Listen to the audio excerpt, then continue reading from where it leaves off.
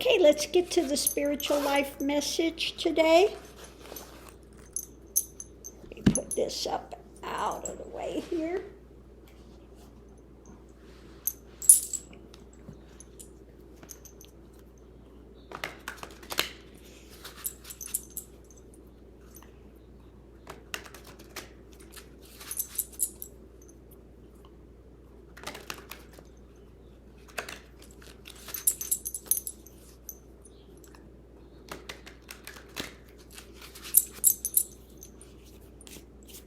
Okay, first out is loss, when one is facing loss.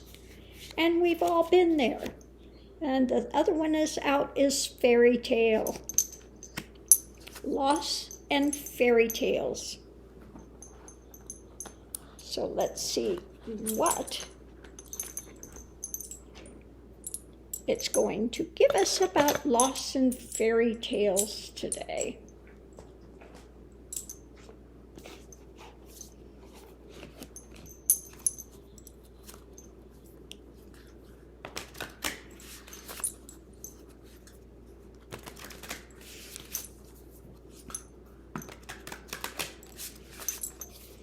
Okay, with loss we have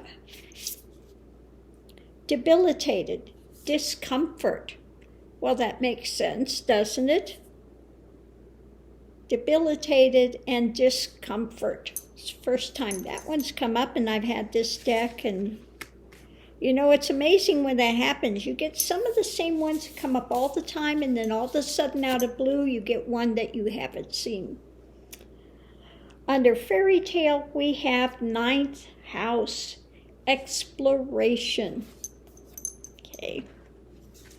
So again, this is starting to point to the same thing that I've talked about many times about going deeper, looking at facts versus fantasy, versus a lot of times the poor me saga, okay?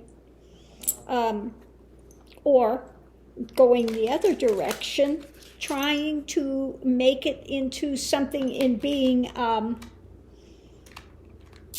either one is drug into the poor me saga,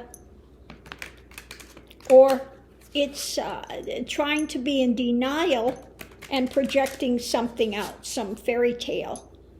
Neither of those works. So let's see what we have under loss, discomfort. It's about where you're putting your energy, where you're, what you're holding to. If you have lost things in the world, okay? Let's see what's on the other side. Yeah, oppression, carrying the burden, okay? If there has, you've faced some loss, and this is saying some type of loss in the physical world, because this is pentacles. So it's what's going on in your day-to-day life, physical type things. Maybe you've lost a person, you've lost something in your reality, okay? And so that's discomfort. It's not comfortable losing something. Maybe you've lost your home, you've lost, somebody's cheated you out of money. It could be any type of a loss that one is uncomfortable with, okay? And then on the other side, we have that burden that's going, the energetic thing. You just are staying stuck in that drama of the loss, and you want to maybe see fairy tales, or, you know, being in denial of it. But you have to look deeper to find the reality. And then once you find the reality and you're willing to actually look at it and explore it, and like I've said before, you pull the weeds out of the garden, okay? So you have to challenge those feelings of loss, the feelings of perhaps not being respected, or feelings of, if you come from an abusive home, again, you have to go deep into those feelings and see that it's their problem. You know, usually it's a projection that's being put on you by somebody in their own erroneous things that they haven't faced in their lives. And so when that's the case, and you can actually really see that, really come to the seed of that, you can pull that out and be done with it.